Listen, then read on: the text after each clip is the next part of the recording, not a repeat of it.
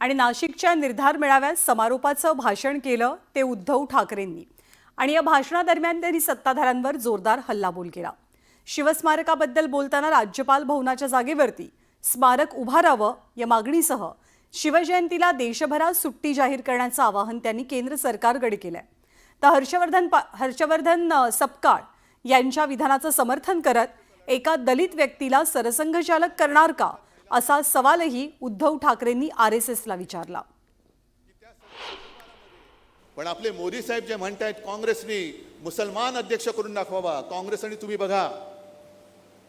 पण मला एक दोन गोष्टी आवडल्या त्यांच्या आत्ताचे जे प्रदेशाध्यक्ष आहेत सपकाळ, ते म्हणाले असं जर का असेल तर संघाने दलित सरसंघचालक करून दाखवावा। आहे ना, लावा ना, शर्यत लावा। मला असं वाटतं देवेंद्र फडणवीस बोलले की शिवरायाचा अपमान करणाऱ्याला टकमक टोकावरून ढकलावं असं वाटतं।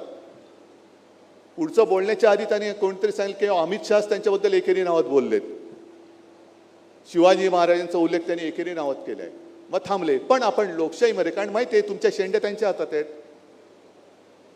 शिवाजी महाराजांचा अपमान करणारा कोणी असेल त्याला शिक्षा ही झालीच पाहिजे।